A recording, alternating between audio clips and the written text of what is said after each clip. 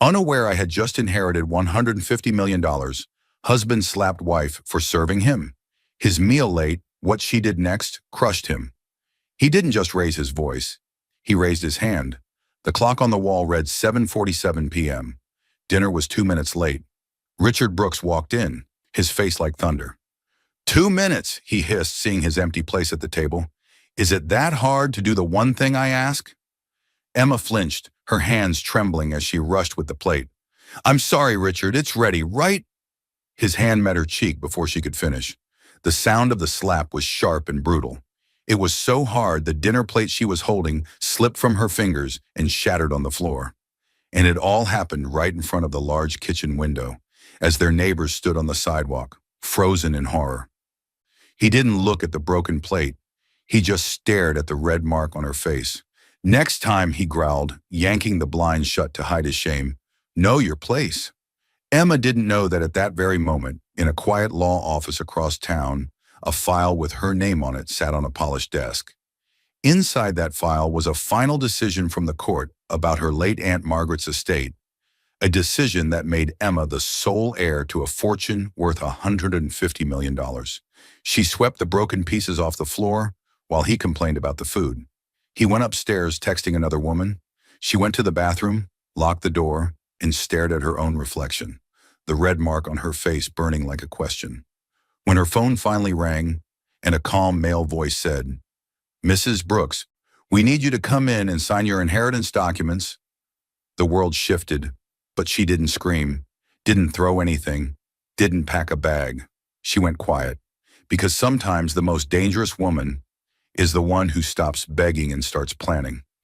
Dear viewers, thank you for being here. If you watch without subscribing, it is like turning your back on Emma the moment she finally stands up. When you click that button, you stand with every silent wife, every overlooked woman, and every person who was told to know their place. Please subscribe now and tell me in the comments where you're watching from. The way Emma answers this slap will shock you. The knife clattered onto the counter, slicing through the quiet like a warning. Emma flinched. She wasn't hurt, just startled. The clock on the wall ticked towards 7:45 p.m. 15 minutes passed when Richard said he'd be home. He hated late dinners. Dinner should greet me, not the other way around, he always said. She checked the stew again, lowering the heat and smoothing the tablecloth with her palm. Every crease had to be perfect. Every plate, aligned like soldiers waiting for inspection. Emma Brooks, 31, had once been a financial analyst in a downtown firm, sharp in heels and confidence. Now she was a homemaker, by choice, or maybe by persuasion. She had left her job 3 years ago to support her husband, Richard Brooks, 36, a business consultant with big dreams and bigger opinions. He'd convinced her it was better for the marriage if she stayed home to manage things. Behind every great man is a woman who knows when to stay behind, he once said, half joking. But jokes like that stopped being funny after the first year. Still, Emma tried. She believed in keeping peace, in building a home that felt warm and safe. Her mother had died when she was young, and her late Aunt Margaret had taken her in. Aunt Margaret was stern but kind, a woman who believed that order was love. When a house is calm, the heart is calm, she used to tell her. Emma lived by that, perhaps too well, but there was always an invisible distance between her and her aunt after Emma's father's death. Some family feud had split them years ago. Emma never knew the full story. After Margaret passed a year ago, she left behind only silence, and an official-looking lawyer's letter Emma never had the heart to open. Richard had intercepted it, glanced at the legal letterhead, and tossed it on her desk, saying, It's just some probate junk, Emma. Don't get tangled in their family drama. It sat at the bottom of a drawer upstairs, gathering dust, unopened. The sound of tires crunching on the driveway pulled her from memory. Emma's chest tightened. She straightened her dress, smoothed her hair, and positioned herself near the door. When Richard entered, the air seemed to change. He filled the doorway, tall, polished, his tie slightly loosened, his jaw tense. He always smelled of cologne and importance. You're late, she said softly, her voice more observation than accusation. He kissed the air near her cheek, not her skin. Traffic, he muttered, already walking toward the table. Emma trailed after him, trying to read his mood. Long day. Richard sat down, loosened his tie further, and nodded toward the stew. You added too much salt again. You should taste before you serve. Her heart sank. I did taste it. Then your tongue's losing discipline. He took another spoonful, as if proving his point. Emma's hands tightened around her apron, but she said nothing. She wanted to remember the man she married, the one who once sent her flowers for no reason, who promised, we'll build a life where love doesn't feel like labor. That man was gone somewhere behind the man at her table now. Richard ate slowly, eyes on his plate. Don't talk while I eat, he said, not even looking at her. She nodded, folding her hands. Silence filled the space. The ticking clock grew louder, stretching the moment until it hurt.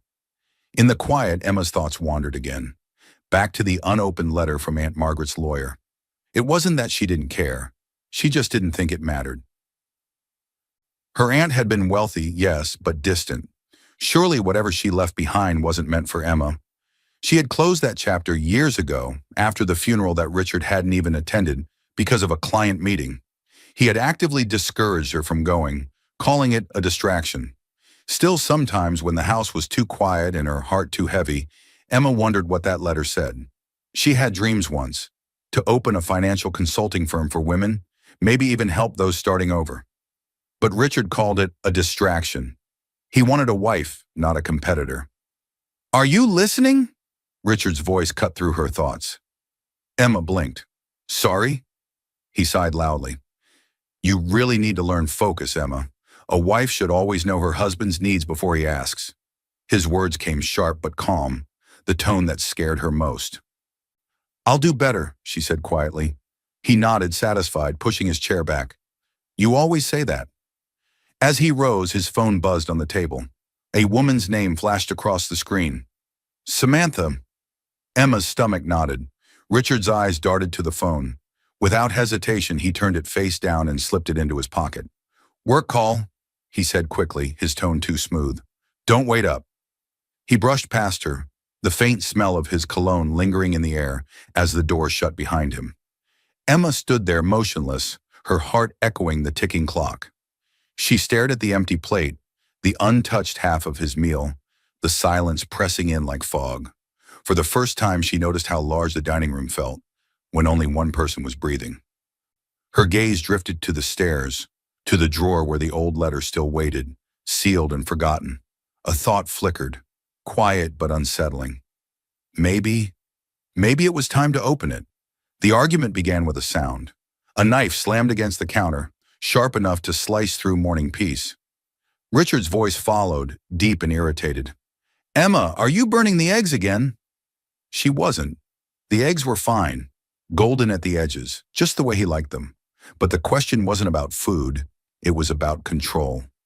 I'm not burning them, she answered softly, sliding the plate toward him. Breakfast is ready. Richard sat at the table, scrolling through his phone, his suit jacket already on, though he hadn't finished his coffee. He didn't look up. Next time, less oil. You know I like it clean. Emma stood still for a moment, trying to hide the small tremor in her hands. All right, she said, forcing a smile. Her voice was calm, almost practiced. It was a bright morning, sunlight pouring through the kitchen window, yet the room felt heavy. The warmth in their house never matched the warmth outside. She placed a glass of juice beside his cup.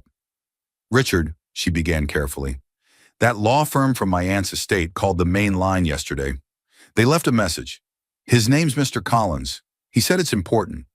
Richard stopped scrolling for a second, then sighed as if the topic bored him. Probably some nonsense. I told you to ignore that letter. They always want signatures for taxes or estate junk. Forget about it. We don't need to get caught in some legal mess. Emma tilted her head, but he said I might need to come in person. He's been trying to reach me for a year. Maybe Aunt Margaret left. He cut her off. Emma, don't start dreaming. She didn't like you much, remember? You told me that yourself. That hurt more than she let show. She swallowed and nodded. I just thought, don't think. Just let the lawyer handle whatever it is.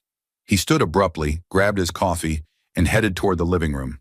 Emma stared at his back, confusion mingling with something colder. Her aunt hadn't liked her? Maybe, but Aunt Margaret had raised her when no one else did. She wasn't cruel, just distant. Emma remembered nights as a child when her aunt sat reading in silence, the only sound being the ticking clock. It was true they grew apart later. Emma had chosen love over ambition, marriage over independence. Margaret had called it a mistake. Maybe she'd been right. "Richard," Emma said again, following him, "it won't hurt to hear what he wants. Maybe it's just paperwork." He turned, smiling in that way that wasn't a smile at all. "You really don't listen, do you?"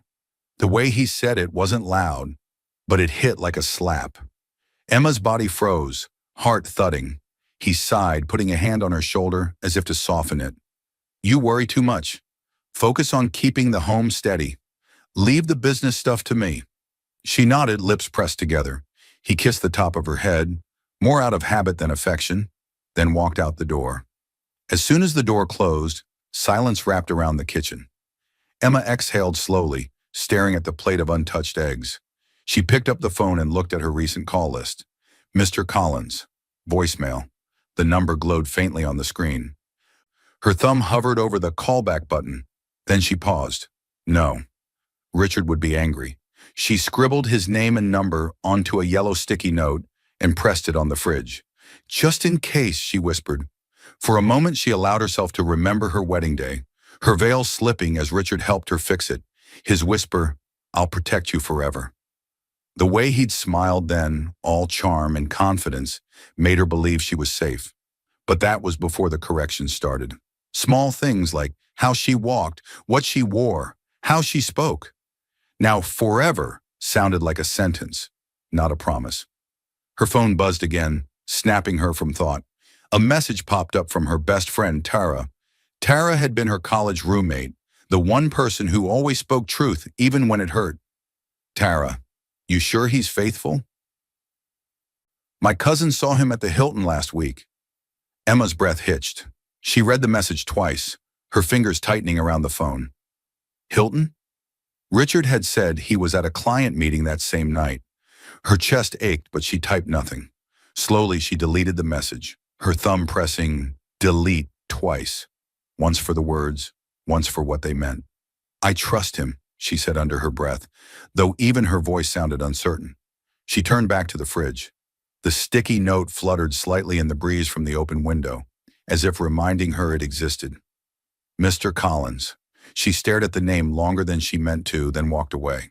But before leaving the kitchen, she stopped and looked at the front door Richard had just closed behind him. His voice still echoed faintly in her mind. "You don't listen." She didn't know why that sentence stung so much. Maybe because for the first time, she wondered if she should start listening. Not to him, but to her instincts. She reached for her phone again. Her finger hovered over call back. Then her gaze fell on Richard's phone, forgotten on the counter. The screen lit up once. Samantha. "Last night was perfect.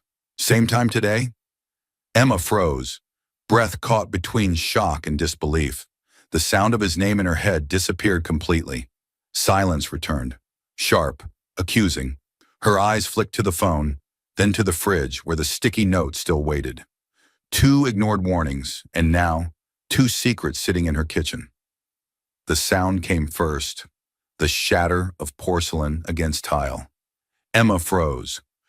The dinner plate lay in fragments on the floor, stew spreading like a dark stain.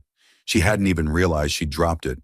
The smell of burnt rice hung heavy in the air, and her heart raced fast enough to drown out the ticking clock on the wall.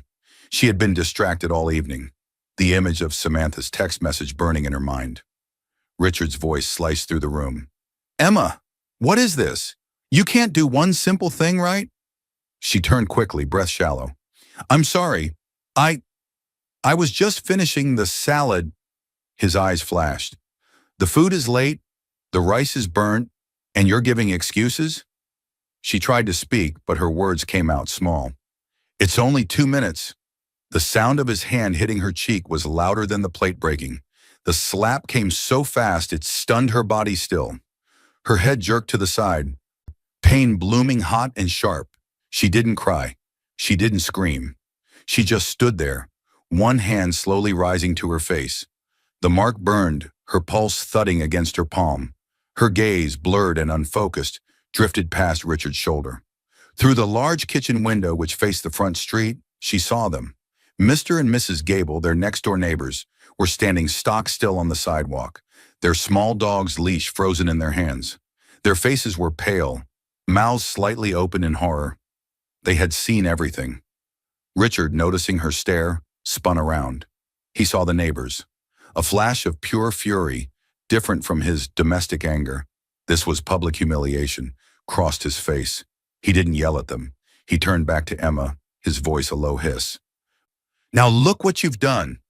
He strode to the window and yanked the blinds shut with a sound like a gunshot. The room was plunged into artificial light, feeling even smaller and more dangerous. He turned back from the window, adjusting his cufflinks, brushing invisible dust from his sleeve, as if closing the blinds had erased the moment. Emma's breath came out in a broken whisper. "My place?" He didn't answer. He sat down at the table, pulled the chair in, and began eating from another plate. "You make things hard for yourself," he muttered. "A good wife knows how to keep her husband calm." The room seemed smaller suddenly, airless. Emma stared at the floor, at the pieces of porcelain glinting in the light. The stew was seeping slowly toward her bare feet. Something inside her cracked, not loud like the plate, but soft, internal, final. She walked quietly to the sink, grabbed a cloth, and knelt down to clean. Each motion felt mechanical, the world blurred, her body working on instinct while her mind replayed the sound of his voice.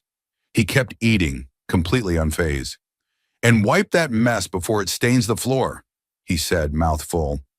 Emma's hand trembled. Her reflection shimmered faintly in the stainless steel of the sink. Her eyes didn't look like hers anymore. As she reached to pick up another piece of the plate, her hand brushed against the edge of the counter. The yellow sticky note. Mr. Collins. The name stood out like a whisper in the storm. The back of her throat tightened as a memory surfaced. Her mother's face, pale and tired, lying in a hospital bed years ago. Her mother had once said, "Emma, love is patient, but it should never hurt." Then, as she reached for her daughter's hand, she added, "Never let a man teach you pain as love." Emma had promised she wouldn't. She had meant it. But life had a way of making you forget your promises in small steps. First you forgive shouting, then insults, then distance, until pain becomes normal. She stood up slowly, her cheeks still red. "Richard," she said softly, "I'll fix another plate." He waved a hand dismissively, his eyes on his phone now. "Don't bother. I've lost my appetite." The screen's glow reflected in his eyes. Emma saw a message flash across it. "Samantha. Still on for tomorrow? Miss you already." Her body went still again. He didn't notice. He just locked his phone, slipped it into his pocket, and leaned back, satisfied. Her fingers clenched around the damp cloth. The burn on her cheek throbbed. But something colder was taking over inside her. A calm she didn't recognize. She placed the cloth on the counter and turned off the stove. "Good night," she said quietly. Richard looked up, suspicious. "Now you're sulking?" "I'm just tired," she answered, her tone neutral. He studied her for a moment, then shrugged. "You always are." He stood, walked past her, and went upstairs without another word. The sound of his footsteps faded until there was only the soft hum of the refrigerator. Emma stood alone in the kitchen, surrounded by quiet chaos. The floor was clean, the plates stacked, everything in order again. But something inside her had shifted forever. Her cheeks stung with every heartbeat. She looked at the sticky note once more, tracing the letters with her finger. "Mr. Collins." She went upstairs, not to the bedroom, but to the guest bathroom. She locked the door. She stared at her reflection, at the red mark. She needed a lifeline. She needed to hear a kind voice. Her hand shaking, pulled out her phone and dialed the number from the sticky note. It rang once, twice. The pounding started hard and sudden, fists slamming on the bathroom door. "Emma, what are you doing in there?" Richard's voice boomed from the hallway, thick with irritation. Emma's fingers shook as she pressed the phone tighter to her ear. She whispered, Just give me a minute." Her voice cracked. She held her breath, trying to stay quiet. "Mrs. Brooks?" The voice on the other end was calm, older, professional. It was Mr. Collins. "I'm so glad I reached you. I've been trying to get in touch for months. Please don't hang up. This is important." Emma pressed her back to the door, clutching the phone like a lifeline. I, I'm here. I'm sorry. It's been difficult." Her voice trembled, though she tried to sound steady. "That's all right," Mr. Collins said gently. "I understand. I'm calling regarding your late Aunt Margaret's estate. The verification process is finally complete. You, Mrs. Brooks, are the sole heir to her assets, valued at approximately $150 million. The words hit her like thunder. 100 and... What? Emma's voice came out faint, almost disbelieving. 150 million, he repeated. Your aunt's properties, company shares, and bonds have all been processed. The court confirmed the transfer this week. We simply need your signature on a few documents. Emma stared at her reflection in the mirror across the bathroom. The woman looking back seemed like a stranger, eyes wide, skin pale, a bright red handprint on her cheek. "There must be a mistake," she whispered. "My aunt and we barely spoke before she died." Mr. Collins' tone softened. "Your aunt wrote a personal clause in her will. She said, and I quote, 'Emma has something money cannot buy, a good heart. That alone deserves the world.'" The words made her eyes sting. The mirror blurred as tears welled up. She remembered her aunt's face when she was 15, strict but kind, sitting in her garden trimming roses. That day, Aunt Margaret had said, "Kindness is the only inheritance that multiplies, Emma. Never forget that." At the time, Emma hadn't understood. Now those words came rushing back like sunlight after years of gray. "But why didn't anyone tell me earlier?" she asked, her voice breaking between shock and confusion. "The estate was under audit for unresolved taxes," Mr. Collins explained. "It took time to clear. We sent registered letters to your address. When those went unanswered, we started calling. But the main line for your household, well, a man who identified as your husband said you weren't interested and to stop contacting you." Emma closed her eyes, the blood draining from her face. Richard hadn't just told her to ignore it. He had actively blocked the calls. He had screened her one path to freedom. "I'll come by tomorrow," she said quietly, her voice no longer shaking, but cold. "Good. Bring an ID. And Mrs. Brooks," the lawyer added, "your aunt trusted you more than anyone. She believed you'd know what to do with this gift." Her throat tightened. "Thank you," she whispered. The line went dead. For a long moment she stayed frozen, back against the door, phone limp in her hand. Then slowly she looked at the mirror again. The reflection staring back wasn't the same timid woman. Her cheek still bore the mark of his hand. But now beneath that bruise, something stronger was beginning to form. Resolve. She ran cold water over her face, letting the shock cool into silence. $150 million. Not just money, freedom, power, protection, all the things she thought she'd lost. A tiny laugh escaped her lips, half disbelief, half awakening. "You have no idea, Richard," she whispered to herself. The laughter died quickly when she heard heavy footsteps approaching. "Emma!" Richard's voice thundered again, closer now. "Who are you talking to?" She froze. The doorknob rattled violently. "Emma! Open this door right now!" Her heart pounded. She hid the phone under a towel, wiped her face dry, and forced her breathing to steady. Just washing up," she said, her tone fragile but even. Silence followed. Then his voice low and suspicious. "I don't like secrets in my house." His footsteps retreated, but each one echoed with a threat. Emma stared at herself once more in the mirror. Her reflection trembled, then steadied. For years she had been the quiet one. But tonight, the woman in the mirror looked different. Her silence was no longer fear, it was strategy. She touched the mark on her cheek and whispered, "This ends soon." The water from the shower roared like thunder behind the closed bathroom door. Emma stood in the hallway, frozen, staring at the small rectangle of light on Richard's desk. His phone. It buzzed once, paused, then buzzed again. Her pulse quickened. She stepped closer. Another vibration. This time the screen lit up long enough for her to see the message.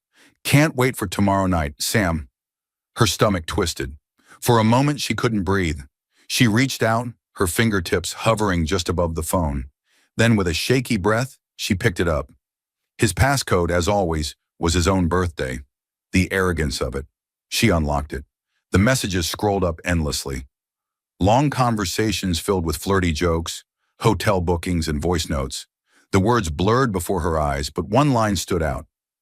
Samantha, wish she'd stop calling you during our dinners. Richard, she's harmless, just likes to feel important. Harmless. Emma's hand trembled as she set the phone down. Her reflection caught in the glass of the cabinet, pale, motionless, but with something sharp behind the eyes. The hurt was there, but under it, something new was beginning. Clarity. The sound of the shower continued, steady, unaware. She took a step toward his desk. His laptop was open, the screen still active. The financial spreadsheet blinked with rows of numbers and accounts. Curiosity tugged at her, an instinct she thought she'd buried years ago when she left her finance job. She moved closer, clicking through his folders. At first, nothing looked wrong, but then she saw a tab labeled Consulting Fees, Private. She opened it. Multiple transfers, each for $25,000, all directed to a woman named Samantha James. The memo line for each read, Consulting Services. Emma's hands tightened on the edge of the desk. Samantha wasn't just a mistress, she was being paid. A memory flashed across her mind. Richard sitting in the same chair months ago, sighing dramatically. The firm's cutting costs, Em. I'll need to borrow from your savings, just for a bit. We'll make it back soon. She had trusted him then. She'd withdrawn everything she had left, her emergency savings, her small inheritance from her father, and handed it over. He'd kissed her hand and called her his angel. Now she knew exactly where that money had gone. The shower turned off. Emma's heart jumped. She closed the laptop fast and slid the phone back where it had been, screen down. She straightened the chair, adjusted a pen, every detail back in its place. The bathroom door opened. Steam rolled out, carrying the scent of Richard's expensive cologne. He appeared in a towel, humming softly, completely unaware that his double life had just been exposed. Dinner ready? He asked casually, rubbing his hair dry. Emma's voice came steady, almost too calm. Almost, he smiled faintly. Good, I'm starving. She turned toward the door but paused. Her eyes lingered on the desk for a second longer, on that same pen she had just straightened. Then she smiled. You always are. He didn't notice the edge beneath her tone. He disappeared into the closet, whistling. Emma stepped out quietly, closing the study door behind her. The hallway light flickered once. She pressed her hand against her chest and let the air out slowly. Her reflection in the hallway mirror caught her eye again. The bruise on her cheek faint now, fading. But her eyes were colder, sharper, alive with a new purpose. He had thought she would break. But she wasn't breaking. She was watching. She went to her bedroom, took out her notebook, and wrote a name carefully across the first page. Samantha James. Then below it, $25,000, consulting fees. Her pen hovered before she added one last line. Document everything. The quiet of the house deepened. She could hear him humming, unaware that the woman who once whispered apologies was now building something else. Evidence, plan, justice. As she tucked the notebook into her drawer, her inner voice whispered, steady and calm. He taught me silence. I was about to teach him consequence. The next morning, Emma waited until Richard left for work. A client meeting, he'd said, which she now knew meant Samantha. The second his car was gone, she was out the door. She stumbled inside Tara's apartment, chest heaving. The bruise on her cheek had darkened overnight, hidden poorly under makeup. Her eyes were red, not from crying, but from sleepless calculation. Tara rushed from the kitchen, startled. Emma, what happened? For a second, Emma couldn't speak. She simply held out her phone. The screen lit up with a message thread. Samantha. Tara's mouth fell open. Oh my God! Emma's voice came low, steady and cold. He's been paying her. I saw the transfers. My savings, Tara. Every cent I gave him. Tara's expression shifted from shock to anger. He used your money for his affair? Emma nodded. And he slapped me last night. She paused, then added, and I'm inheriting $150 million from my Aunt Margaret. Tara just stared, her brain trying to process the emotional whiplash. What? I can't just leave, Emma said. Not yet. I have to be smart about this. There was silence for a moment, filled only by the soft hum of the refrigerator. Then Tara said, "My cousin Nathan's a lawyer. Family law. He deals with men like Richard all the time. Let me call him." Emma hesitated. "I don't want to drag anyone else into this."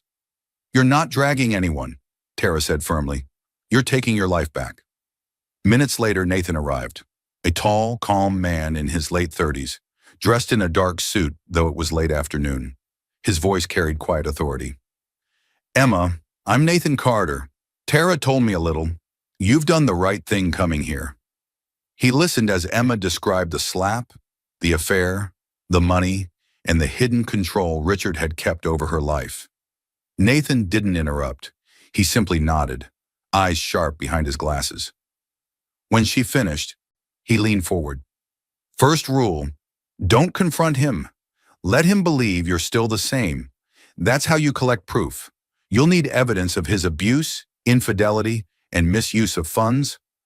Words won't hold in court. Documents will." Emma swallowed hard. "I can get those. I used to do bookkeeping before I quit my job." A small smile tugged at Nathan's mouth. "That helps. You understand records. Use that." Something inside Emma flickered, like a light being switched back on. She remembered her aunt sitting beside her at the kitchen table when she was 17, teaching her how to keep ledgers neat.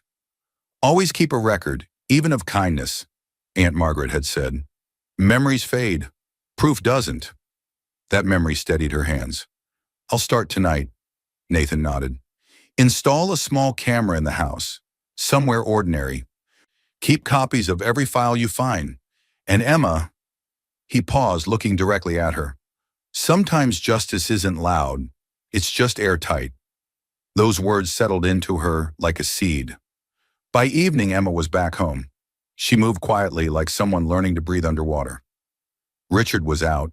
He had told her he'd be meeting a client. She knew what that meant. In the kitchen, she unboxed the small camera Nathan had given her. Her fingers worked fast and sure, sliding the lens into the corner above the cabinet. When the red light blinked once, she exhaled softly. It worked. Then she wiped her hands clean, straightened the dining area, and turned off the main lights. Her phone buzzed. A message from Tara. "You okay?" Emma typed back. "I'm okay. I'm working on it." But as she hit send, she heard the sound of keys turning in the front door. Her entire body tensed. Laughter filled the hallway. A woman's laughter. Emma's stomach dropped. Richard's voice followed. Low, careless, too familiar. "Come in, babe. She's out for the night." Her pulse pounded as she pressed herself against the wall, out of sight. The camera's red light blinked silently above them, recording every step they took. Samantha's heels clicked on the floor tiles. "You sure she won't walk in?" Richard chuckled. "Emma, she wouldn't dare." Emma's hand tightened on her phone. For the first time in years, fear didn't control her. It fueled her. Up above, the camera's red light blinked again, steady and watching. The sound of laughter filled the living room like poison. Richard's voice came first, low, arrogant, dripping with pride. "You should have seen her face, Sam. She still thinks I'm working late." Samantha's laugh followed, sharp and careless. "You're terrible," she teased, wrapping her arms around him. "What if she finds out?"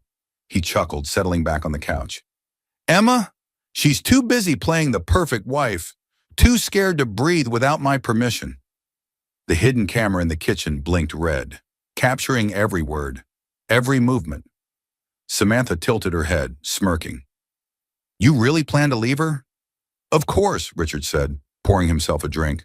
"Soon as I move my accounts and finalize the consulting payments, then she can keep the house," and her silence. Samantha snorted. "She'll survive. Women like her always do. They cry, they bake, and they wait for someone to tell them what to do next." Richard laughed harder, clinking his glass with hers. "Exactly. She's weak. Always has been." The laughter lingered, but the house itself seemed to grow cold, watching them in silence. The camera didn't blink. It simply remembered. Hours later, in Tara's apartment, Emma sat hunched over a laptop on the kitchen table.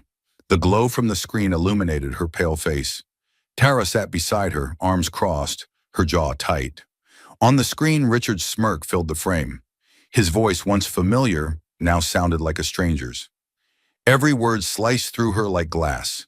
Emma didn't cry loudly.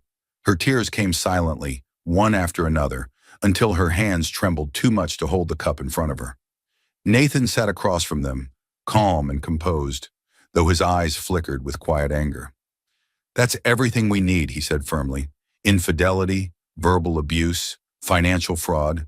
It's all there." Emma wiped her face, forcing her voice to steady. "He said I'm weak." Tara reached for her hand. "He doesn't know what strength looks like, Em." Emma's gaze stayed fixed on the screen. Richard and Samantha's laughter replayed, haunting but also awakening something fierce within her. She whispered, "When I was 8, my father left. My mother begged him to stay. He looked at me and said, 'Weak people don't leave, they endure.'" The room went still. Tara's eyes softened. Nathan leaned forward, listening. Emma continued, her voice quiet but certain. "I believed that for years. That strength meant enduring. That silence meant peace. But my mother died waiting for someone to protect her. I'm not going to die waiting." Her words landed heavy, unshakable. She closed the laptop slowly, the faint echo of Richard's laughter still in the background. Nathan nodded once, impressed. "Then let's make sure he never controls you again." He reached into his briefcase and pulled out a stack of neatly prepared documents, divorce papers, financial freeze orders, and evidence summaries. He placed them on the table. "Tomorrow we serve him before he serves you." Emma stared at the papers for a long time. Her reflection shimmered faintly in the glass of the table, eyes red but steady, posture no longer timid. She reached for a pen. Her fingers no longer trembled. She signed. Tara smiled faintly, tears in her eyes. "Your aunt would be proud." Emma nodded, whispering almost to herself, "For the first time, I think I'm proud too." Nathan gathered the papers, sliding them into his folder. "This is airtight. He'll never see it coming. I'll have the process server deliver it first thing in the morning." Outside, thunder rolled faintly in the distance. Rain began to patter against the window, soft but persistent, like the world itself was washing away what once was. Emma stood, looking out at the dark street. Her voice was calm, almost serene. "He took everything from me, my trust, my freedom, my peace, but he forgot something." Nathan looked up.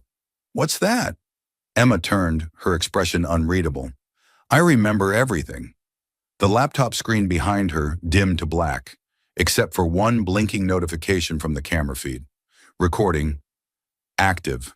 In the video thumbnail, the front door opened again. Richard stepped inside, wet from rain. And he wasn't alone. Samantha followed, carrying a small suitcase. Emma's heart slowed, then steadied. Nathan glanced at her. "Emma." She smiled faintly, but her eyes stayed locked on the screen. "Let it record." The next morning, the house was quiet. Richard sat at the kitchen table, in his full suit, sipping coffee and scrolling through his phone.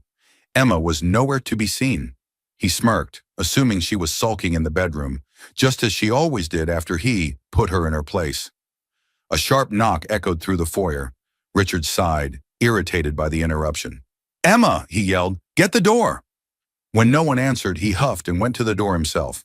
A man in a plain suit stood on the porch. "Richard Brooks?" the man asked, holding a thick envelope. "Yes," Richard said impatiently. "You've been served." The man handed him the envelope and left. Richard closed the door, a look of amusement on his face. He walked back to the kitchen, tossing the envelope on the counter. "Served? With what?" "She can't afford a lawyer." He opened it, expecting a handwritten plea. Instead, he saw the official letterhead of Carter and Associates Legal. His smirk faded. He pulled out the first document. Petition for dissolution of marriage. "She's divorcing me?" He laughed out loud. "On what grounds?" He flipped the page. His blood ran cold.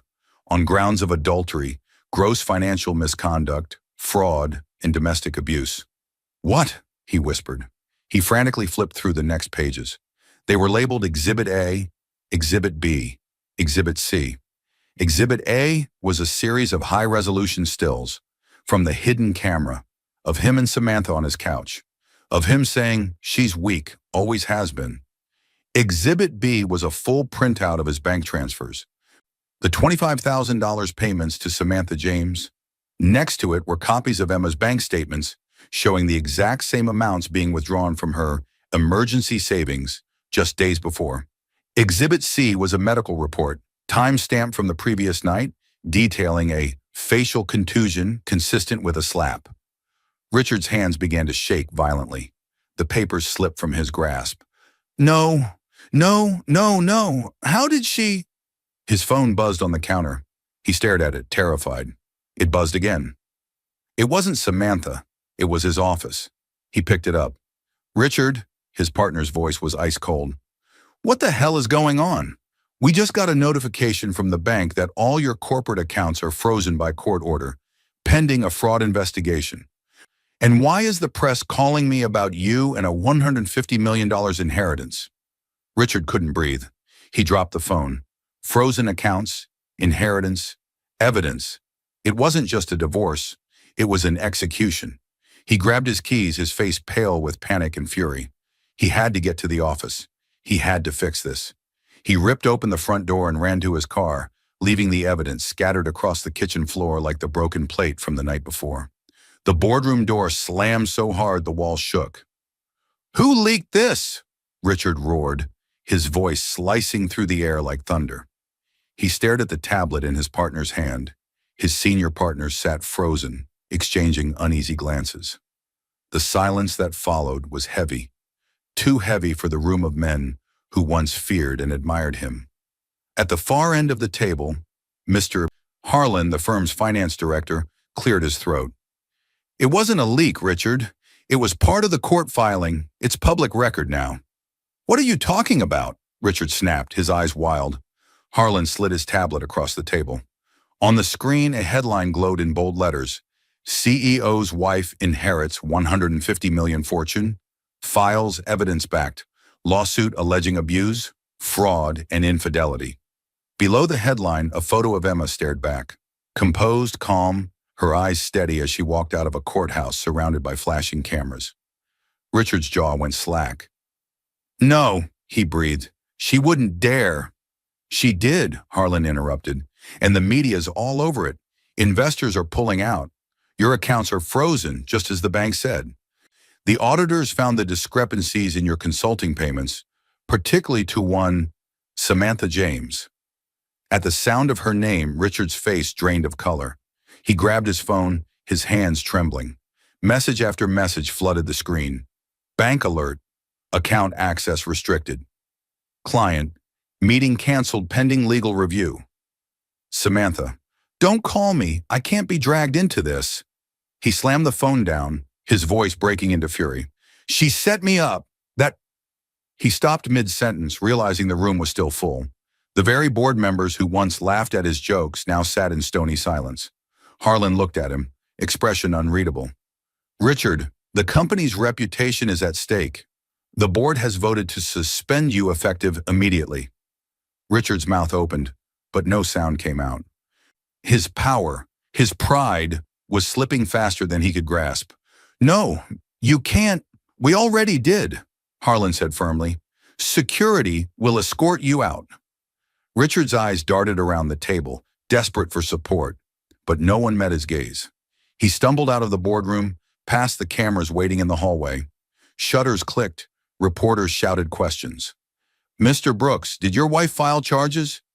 Is it true she inherited $150 million? Were you paying your mistress company funds?" He shoved through them, face red with fury and humiliation. His car waited outside, surrounded by noise and flashes.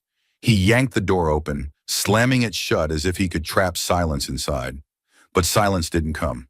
His phone buzzed again, a single message from an unknown number. "Nathan Carter, you've been served." He hurled the phone onto the passenger seat and pressed the gas. Tires screeched as he sped toward the courthouse. Anger blinding reason. Emma stood outside the courthouse steps, a crowd of journalists and onlookers around her. She looked almost serene, dressed simply, her hair tied back neatly. Nathan stood beside her, calm and steady, handling the press. The moment Richard's car screeched to a stop, the crowd parted. Cameras turned, voices rose, chaos swelled. He stormed toward her, fury in every step. "You ruined me!" he shouted, his voice cracking under the weight of his own downfall. "Everything I built, you destroyed it." Emma didn't flinch. Her eyes met his, calm and unshaken. "You did that when you forgot respect." The words hit harder than any slap could. Richard's face twisted, torn between rage and disbelief. He looked at her, really looked, and for the first time saw not the quiet wife he used to control, but a woman standing in the full light of her own strength. "You think you've won?" he spat. Emma's voice was soft, almost compassionate. "No, Richard, I just stopped losing." He took a step toward her, but Nathan moved between them. "That's enough," he said coldly. Police officers appeared from behind the courthouse pillars. One of them called his name. "Richard Brooks?" Richard turned, confused. "What now?" The officer held up a warrant. "You're under arrest for tax fraud and corporate misappropriation. Evidence was submitted this morning." Richard's confusion broke into raw panic. "What evidence?" Nathan's gaze was steady. "The kind you left in her files." As the officers cuffed him, Richard's eyes darted toward Emma one last time. "You did this to me," he hissed. She looked at him, her voice barely above a whisper. "No, you did this to yourself." The crowd erupted, shutters flashing, voices shouting questions, but Emma barely heard any of it. She watched as the man who once held power over every corner of her life was led away in handcuffs, shouting in vain. Nathan touched her shoulder lightly. "It's over." Emma exhaled, long and quiet. "No," she said, "it's beginning." The camera panned over her face, calm, luminous in the chaos. Behind her, Richard was shoved into the police car, shouting her name as the door slammed. One of the reporters yelled, "Mrs. Brooks, what will you do now?" Emma turned slightly, her expression unreadable. "Live," she said simply. Then from behind the crowd, a figure watched silently. Samantha, her eyes wide, her phone in hand. She wasn't smiling anymore. The flash of cameras filled the ballroom like lightning. Applause rippled through the crowd as Emma stepped onto the stage, her long silver gown catching the light. For a moment the sound was deafening.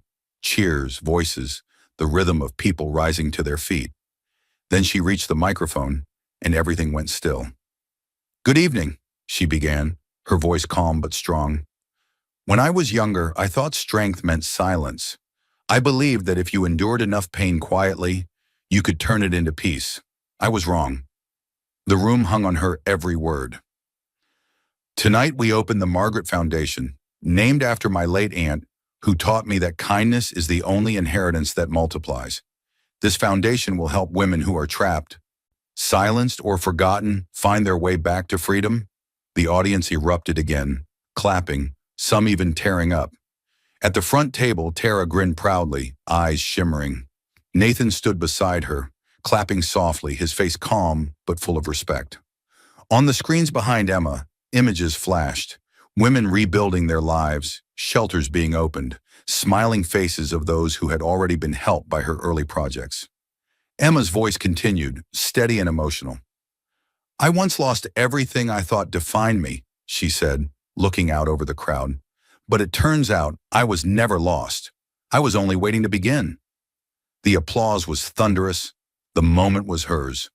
Across town in a dim, cluttered apartment, Richard sat hunched on a small couch, his face half lit by the glow of the TV.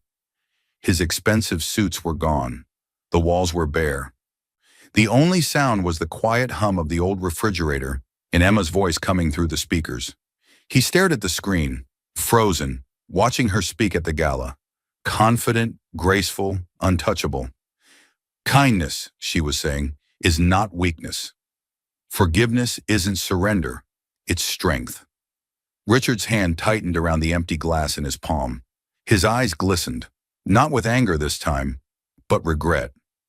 On the table beside him lay a pile of unopened letters stamped final notice. His accounts had been seized, his company sold off. Samantha had left him months ago, taking what little she could. She'd even sent him a message once. "You deserve this." He lowered his head, whispering under his breath, "Emma, please." It wasn't loud, just a broken whisper to the woman who would never hear him again. Later that night, Emma stood by the balcony of the gala hall, looking over the city skyline. The wind brushed against her hair, carrying faint sounds of music and laughter from below.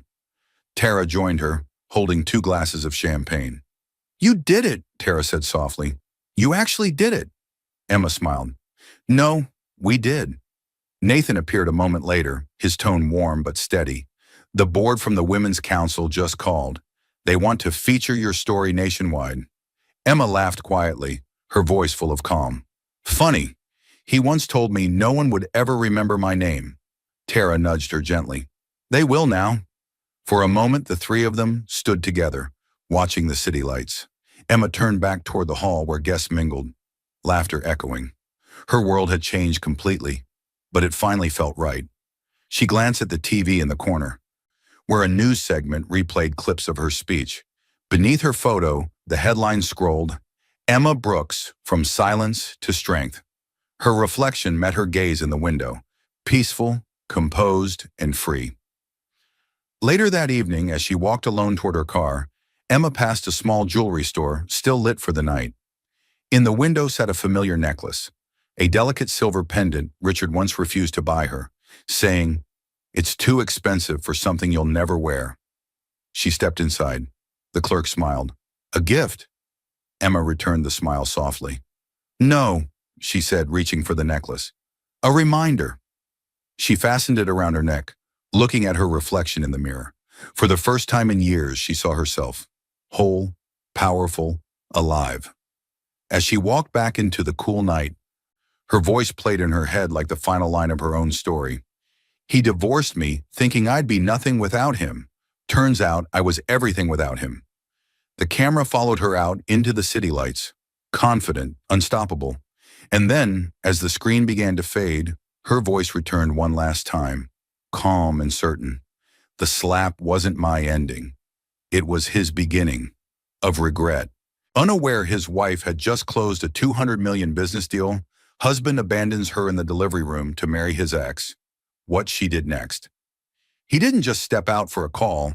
He walked out of a hospital delivery room, left his wife screaming in labor, silenced his ringing phone with her name on it, and chose in that moment to build a future with the ex he'd never really let go of. That night, Grace Miller lay in a dim hospital room, skin pale, body weak, cradling her newborn baby in her arms. The spot beside her bed, where her husband should have been, was empty. No flowers from him, no text, no hand to hold. Only the echo of his last words. "I'll be right back." Hours earlier, she had rushed there from a meeting, still answering work emails between contractions, still worrying if she'd done enough for the project her whole career depended on. Her husband, Ethan, complained she cared more about code than him. Her only answer was a tired smile and a promise that once this baby arrived, things would calm down. He thought she was weak, distracted, easy to replace. He thought he was trading a simple wife for a brighter future with his glamorous ex, Chloe, the woman who told him she believed in his dreams. What he never knew was this. Before her water broke, just hours before he walked out, Grace had unknowingly sealed a $200 million deal. Her name sat on the contract as majority owner. Her company now controlled the very system his own business depended on. And while he would soon be slipping a wedding ring onto Chloe's finger, convinced he'd upgraded his life, Grace was opening an email that would change everything.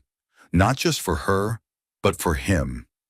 Dear viewers, thank you for being here. If you watch without subscribing, it's like letting Grace's voice fade in that cold hospital room. When you click that button, you stand with every woman abandoned at her weakest who chose to rise in silence. Please subscribe now, and in the comments, tell me where you're watching from. The morning began with the sound of laughter, soft, genuine, and fleeting. It belonged to Grace Miller, 32, a woman whose warmth could steady even a storm. She moved around her kitchen in a loose t-shirt and leggings, one hand resting on her 38 weeks pregnant belly, the other whisking eggs in a glass bowl. Every movement was careful, practiced, efficient, as if she'd long ago learned how to carry weight that never showed on her face. Grace hadn't been born into comfort. She built it.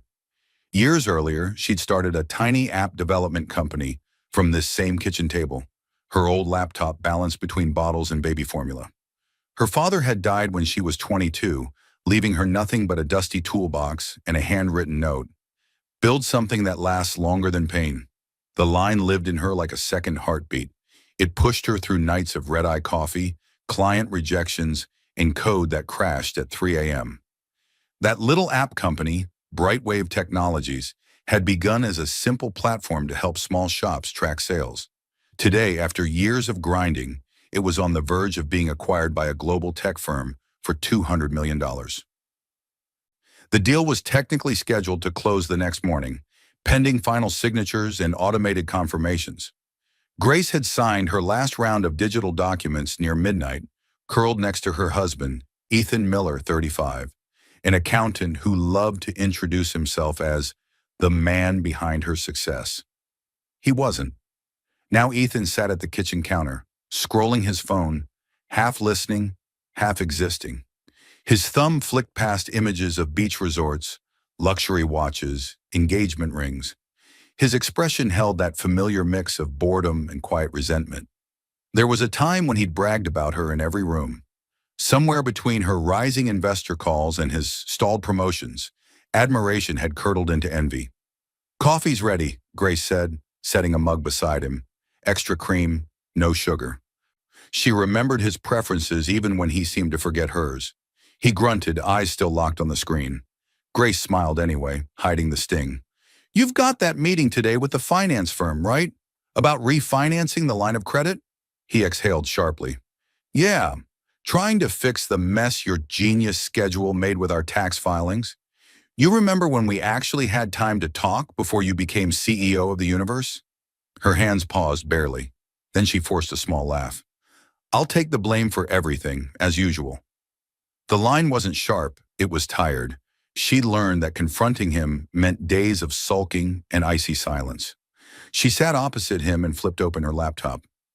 Her inbox was a storm: investor threads, legal documents, pitch follow-ups. In the middle of it all sat an email from her lawyer and closest friend, Linda. Subject: Final docs for tomorrow's close. Please sign before 11:59 p.m. Grace had signed those the night before. She hadn't scrolled down far enough to see Linda's second message. Subject: Protective clause reminder. In case anything ever happens with Ethan, your 61% control is locked in. Talk tomorrow if you want. That one remained unopened, buried under newer emails. Now another notification popped up at the top of the inbox. Subject: Brightwave closing window. Confirmation triggers at 9 a.m. Grace frowned at the time. "That's earlier than we thought," she murmured, more to herself than to Ethan. Her phone buzzed. A new message from Linda. "Everything's lined up. As soon as the global board signs from London, the acquisition auto-closes. You'll officially own 61% of the new entity. Try to rest today, okay?" Grace exhaled slowly. She typed back halfway, then stopped. Something about all of it felt huge, almost unreal, like it belonged to some future version of her, not the exhausted woman still trying to remember if she'd paid the electric bill. She closed the message without sending a reply and looked at Ethan. "You know, when this closes and I go on maternity leave, things will finally calm down," she said quietly. "We'll have time again. For us, for the baby. Maybe even that trip you wanted." Ethan finally glanced up, his expression unreadable. "After tomorrow, right?" "Yeah," she said, hopeful. "After tomorrow, everything changes. For all of us." He leaned back and crossed his arms. "We'll see." Silence settled between them, thicker than steam from the coffee pot. Grace rested her hand on her belly. Their baby kicked, a firm thud from inside. She smiled. "She's restless," she whispered, "just like her dad used to be." Ethan forced a small laugh, but his gaze had already fallen back to his phone. A notification pinged. "Chloe, good luck with the bank today. I still think you deserve better clients. Coffee later?" He tilted the phone, angling the screen away from Grace. She didn't see. Her attention slid back to her laptop. A dim bar, Ethan in a suit, staring at a spreadsheet of red numbers. His latest side business had crashed. He'd been reckless. She'd warned him. Grace had quietly wired her savings to bail him out, saving his credit and his reputation, stalling her own product launch by a full year. Later that same month, he'd met Chloe Harper, his old college flame, at a client event. Too much wine, too much nostalgia. Grace had forgiven the late-night text she found by accident. It was just emotional, he'd said. It won't happen again. She'd believed him. She'd wanted to. Back in the present, Grace closed her laptop with a soft click and tried again.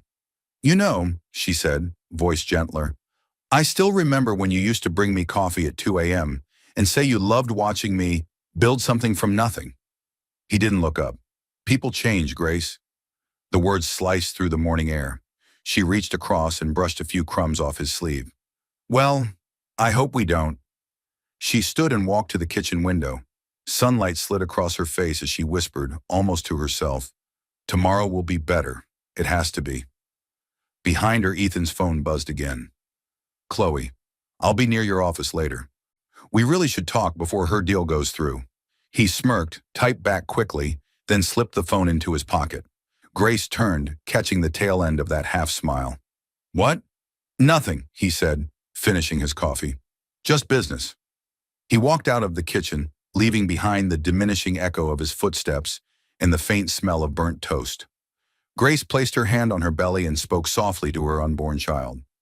It's just a long day, sweetheart. Daddy's just tired. The camera lingered on her face, tired but kind, powerful but fragile, then slowly zoomed in on the laptop screen as it woke again.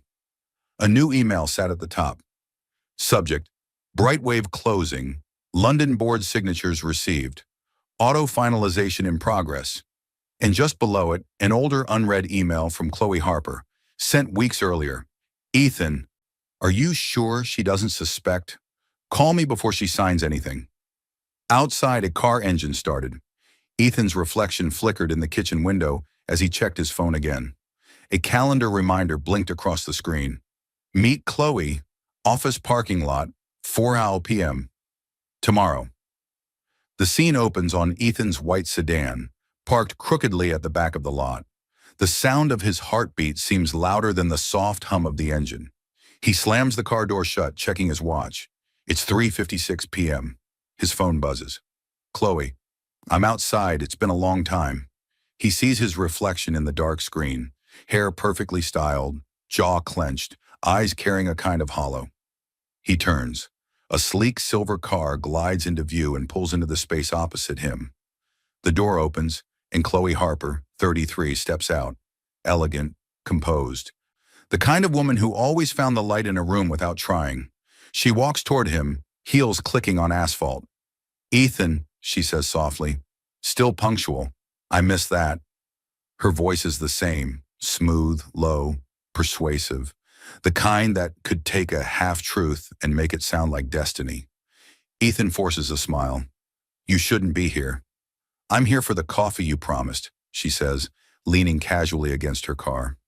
And for the truth you never said out loud. He glances back at the office building, an anonymous glass box with his company name, Miller Dynamics, etched in frosted letters on one side. Grace thinks I'm meeting a client. Chloe raises a brow. Technically, I run a consulting firm now. That's almost a client. Dim hotel bar. Ethan in a crumpled suit, swirling whiskey, staring at a balance sheet bleeding red. Chloe, fresh from a divorce, had walked in by chance. Or maybe not by chance. You look lost, she'd said. You always knew when I was falling apart, he'd replied. Later that night, a kiss in the parking garage. A text Grace would find months later. A fight. Tears. Ethan on his knees saying, it was a mistake. It won't happen again. Grace had stayed, but some scars don't fade. They just grow skin over them. Chloe studies his face now. How's your wife? He stiffens. She's, fine. She's due any day now. Any day now, Chloe repeats, weighing the words. And you're here. He looks away.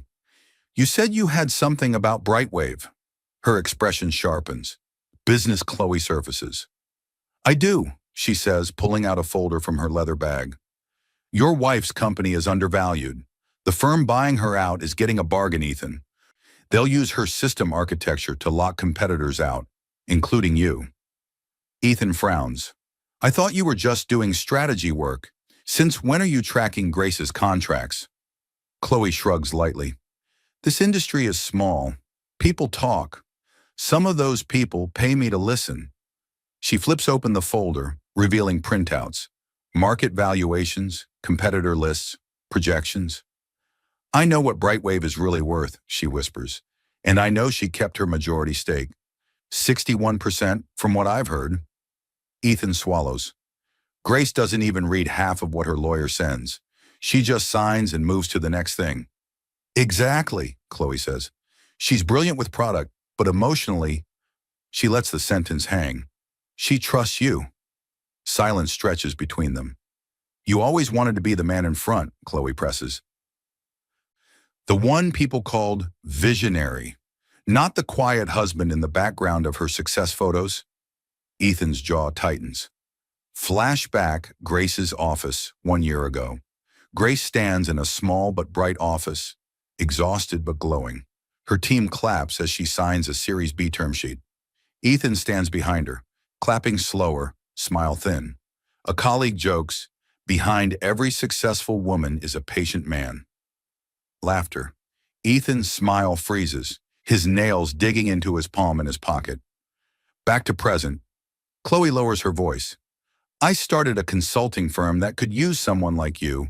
I have clients, real money, but I need a partner who thinks bigger than spreadsheets.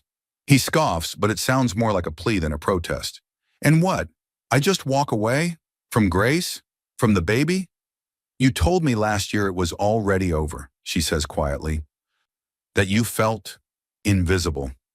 He flinches. He did say that once. Late, when he shouldn't have. I didn't say I'd leave her in the middle of everything, he mutters. Chloe steps closer. I'm not asking you to drop her in a hospital hallway, Ethan. I'm asking you to stop pretending you're not already gone. His phone buzzes. He looks down. Grace, don't forget the doctor's appointment tomorrow. It means a lot to me. He locks the screen without replying. Chloe watches his face carefully. Meet me tomorrow morning, before her papers fully close. We can talk through options, licensing, positioning.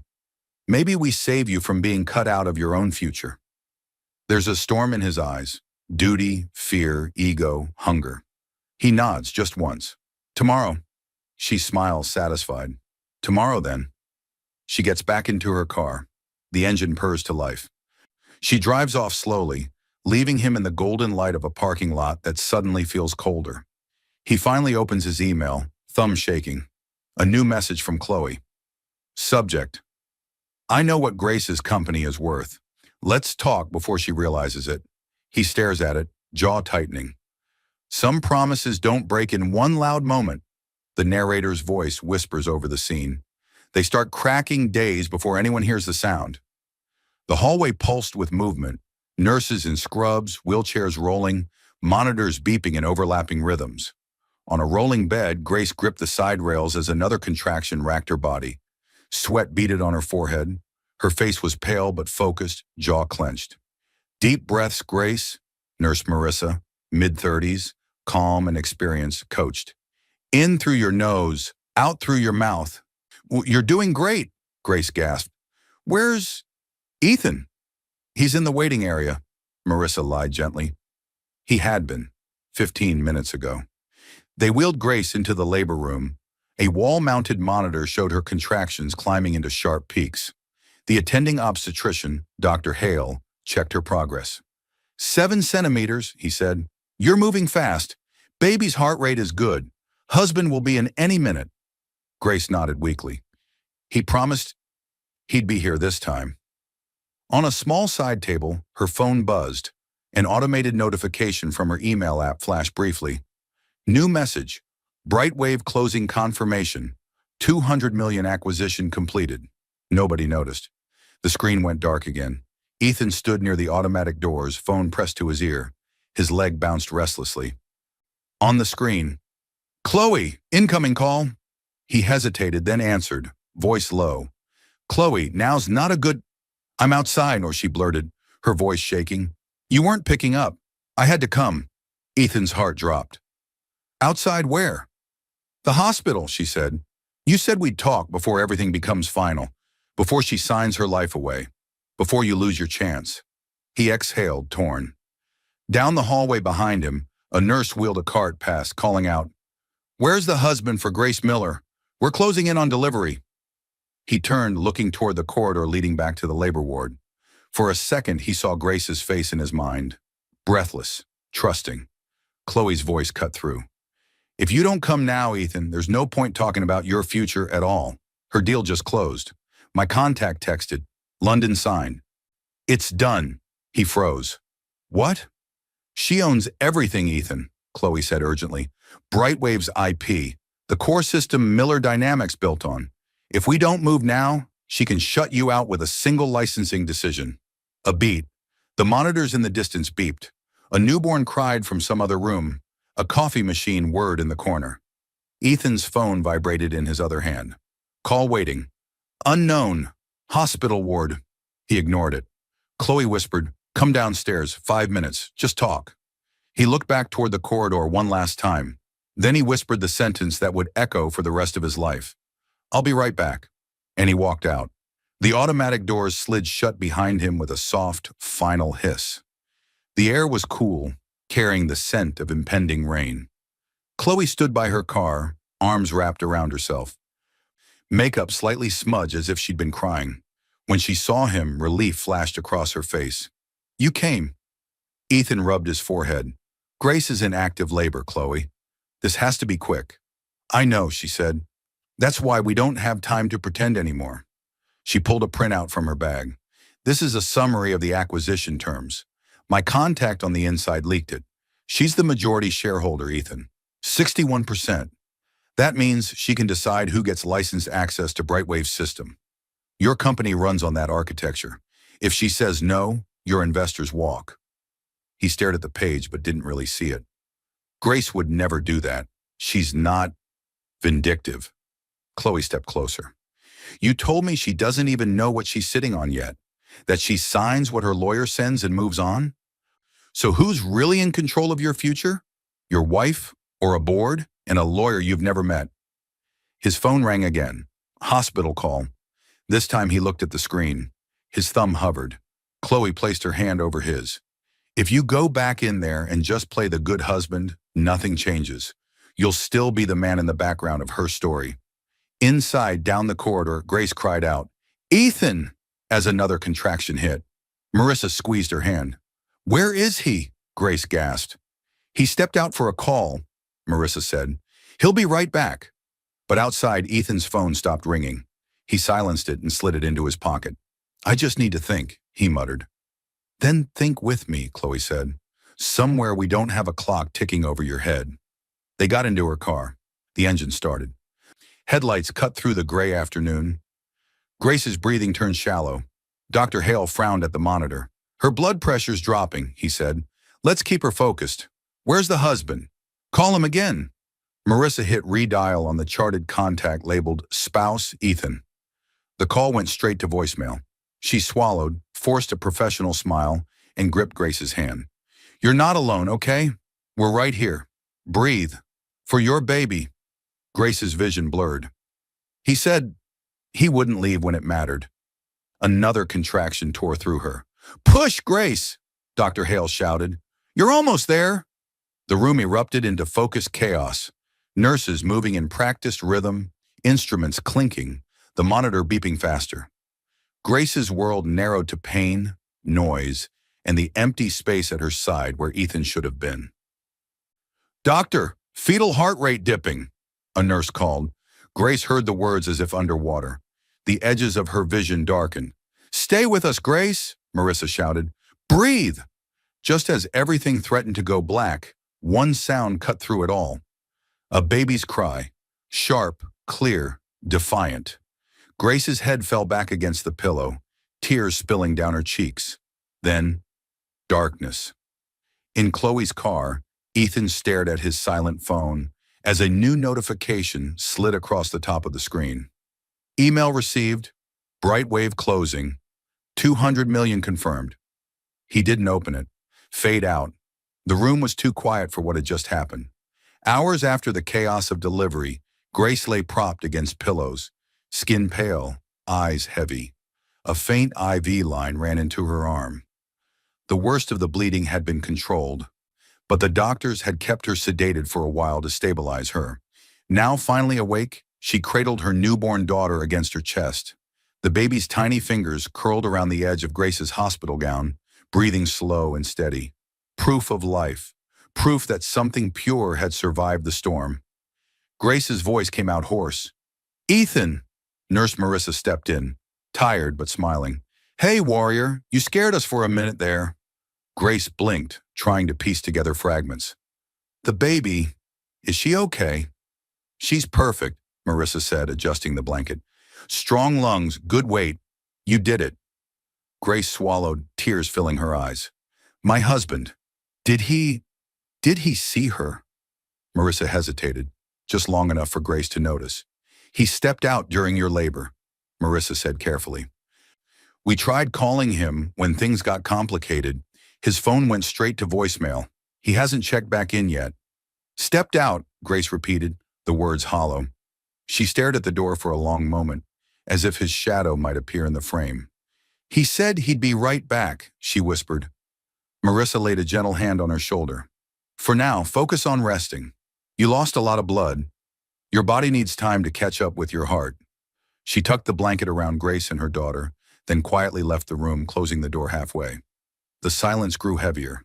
Across the room, a bouquet of white roses sat on the small table, left by one of Grace's junior team members who'd rushed over earlier when Linda called. A sticky note with messy handwriting leaned against the vase. "From the Brightwave team, we're proud of you. Jenna and Co." White roses. Ethan used to bring those when they had nothing but hope and secondhand furniture. Now they felt like flowers at a funeral. Grace's gaze drifted to the bedside table. Her phone lay there, screen dark. She reached for it, her hand trembling. No missed calls from Ethan. No messages. She dialed his number slowly. The call rang once, twice, then jumped straight to voicemail. "This mailbox is full and cannot accept new messages at this time." She tried again. Same result. Her chest tightened. She checked WhatsApp. A small message in gray under his name. "You can't send messages to this contact. Blocked." The realization didn't hit like a loud crash. It landed like a quiet, suffocating weight.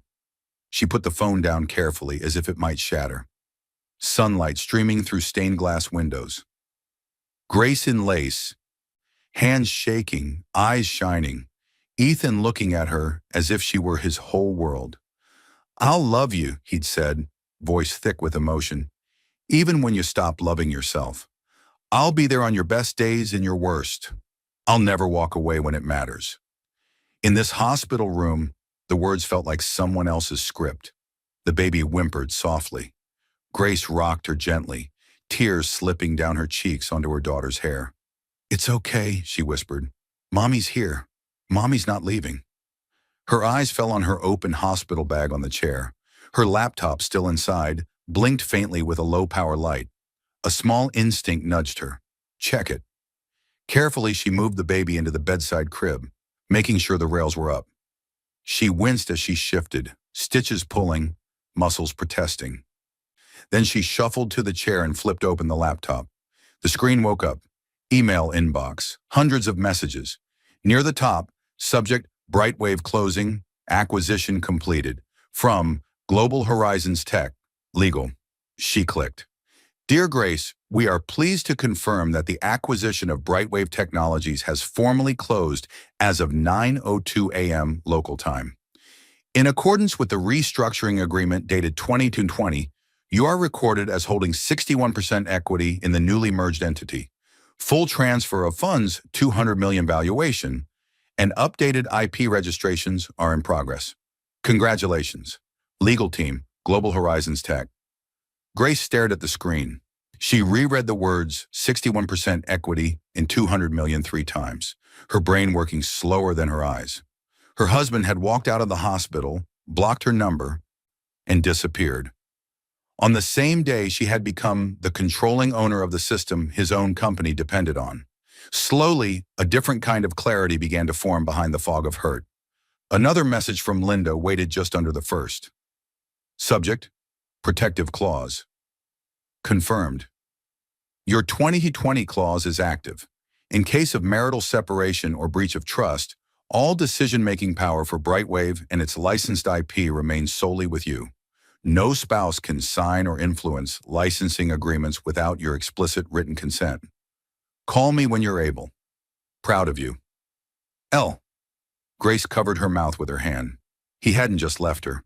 He'd walked away believing she was small, dependent, and easy to replace. Completely unaware she now held the legal power to reshape his entire financial world. Something in her chest shifted. The raw, open wound of abandonment began to cool into something sharper. Not hatred, not revenge. Clarity. Her phone buzzed. Text from Linda. I heard about the complications. I'm so sorry I couldn't get there sooner. Baby okay? Also, you're officially the majority owner of a 200 million company. Call when you can. Grace typed slowly, each word deliberate. Baby is okay. I'm okay. He left. Activate any protective steps we discussed. We'll talk details tomorrow. She hit send. That small click sounded louder than any scream. It was the sound of a woman shifting from survival to control. She looked at her sleeping daughter, then at the darkened window reflecting her own exhausted face. Her voice, still hoarse but steadier, filled the room. You walked out, Ethan, she whispered. But you just walked out of the only life raft you had. The camera moved to the window. Outside in the parking lot, a black car idled under the streetlight. Inside, Ethan sat behind the wheel, face ghost pale, watching the glowing windows of the maternity ward. His phone lay face down on the passenger seat, screen still lit with several missed calls from unknown hospital. He gripped the steering wheel, torn, but when a nurse walked past the entrance, he ducked down, as if ashamed to be seen. After a long minute, he put the car in drive and pulled away into the rain. Back inside, Grace's laptop dimmed, leaving only the faint glow of the deal confirmation email on screen as she whispered to her sleeping baby. Tomorrow, and they'll know what you're worth and what I've become. The faint blue light of dawn crept around the edges of the blinds. Grace sat half upright in bed, the room wrapped in a soft hush. Her daughter slept in the bassinet beside her, tiny chest rising and falling rhythmically. Every so often, the baby let out a small sigh that grounded Grace in the present. Her laptop was open on her lap, screen casting a pale glow over her tired face. She'd read the closing confirmation email. She'd read Linda's message about the protective clause. But now, with her mind a little clearer and the shock slightly dulled, she scrolled back further. An older thread from 2 years ago caught her eye. Subject: Proposed betrayal clause. Your words, not mine. She clicked. Grace sat in a cramped but bright law office, a visibly pregnant belly under an oversized sweater. Linda, in glasses and a messy bun, spread legal papers across the desk. Most founders add standard prenuptial language, Linda said. Protects the company in case of divorce. Grace chewed her lip. I don't want anything that sounds like I'm planning to leave. Ethan would be crushed. Then don't call it a prenup, Linda replied. Call it what it is, a business continuity clause. If anything ever happens between you and Ethan, infidelity, separation, whatever, all decisions related to Brightwave revert to you alone. No shared signatures, no spousal interference. Grace had laughed weakly. A betrayal clause. Exactly, Linda said. You're not planning betrayal. You're planning to survive one. Grace had signed quietly, feeling foolish for even imagining something so dark. Now, in the hospital, she saw her own digital signature on the scanned documents. The clause was there. Precise, unemotional, ironclad.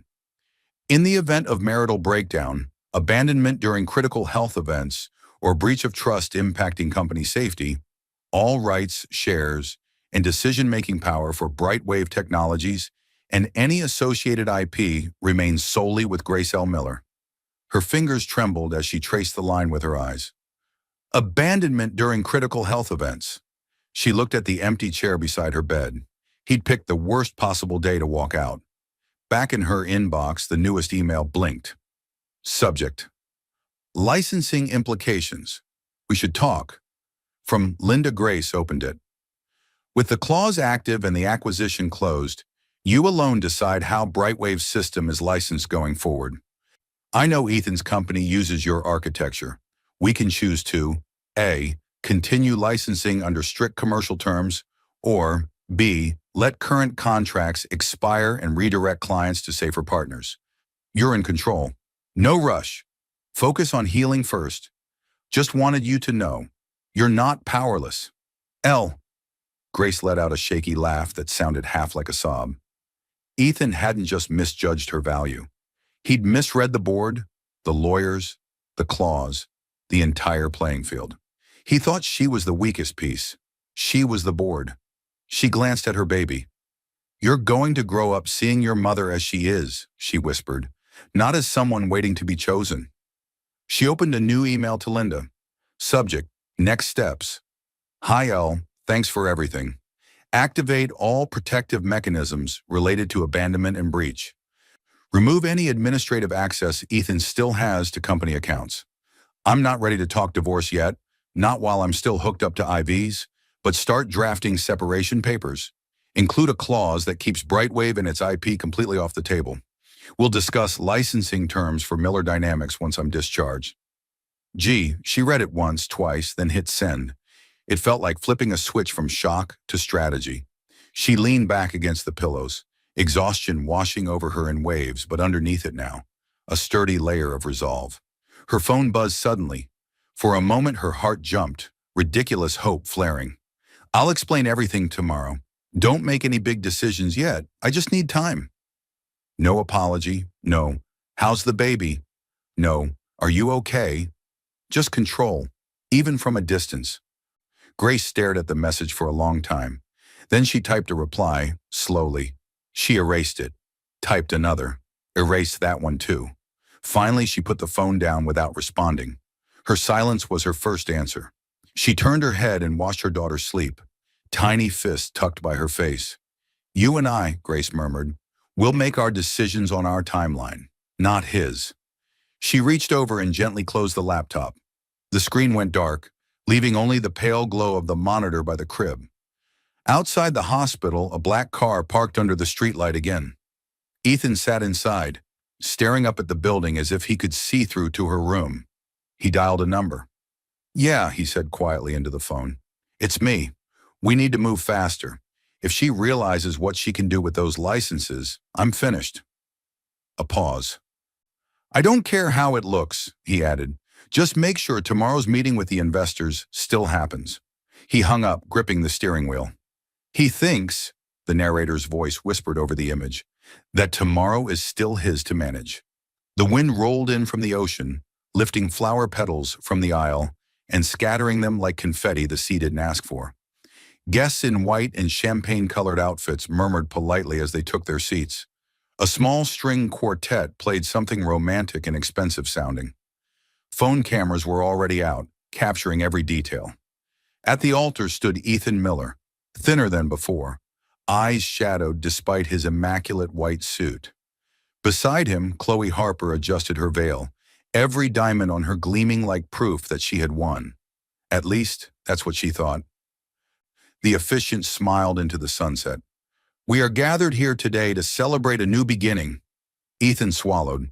His mind wasn't on the waves or the flowers. It was on a hospital room months earlier, Grace's pale face, her trembling hand searching for his.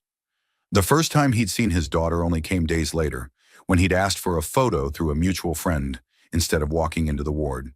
He told himself it was because Grace needed space. The truth was, he couldn't face what he'd done. Now he stood at another altar, trying to reframe his story as moving on.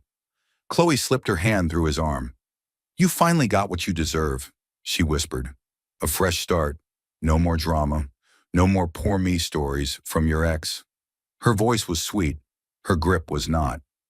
Ethan forced a smile. Yeah, a fresh start. But his eyes drifted to the small group of guests clustered with their phones out. Every time his name was whispered, Grace followed behind it like a shadow. A quiet office, early morning. Grace sat across from Linda, baby Hope sleeping in a carrier at her feet. Hope was a few months old now, chubbier, stronger, eyes bright when she was awake. Grace's face looked healthier than it had in the hospital, but still carried a fatigue that went deeper than sleep. "Are you sure?" Linda asked, sliding a set of papers across the desk. "You can wait. There's no legal rush." Grace traced her finger over the top page. Petition for dissolution of marriage. Final decree. "I saw their engagement photos," Grace said calmly. "Beach, champagne, her ring in every frame. He's not coming back, not as a husband, and not as the man I thought I married." Linda nodded slowly. "You know the clause already protects Brightwave. He can't touch the company." "I know," Grace smiled faintly.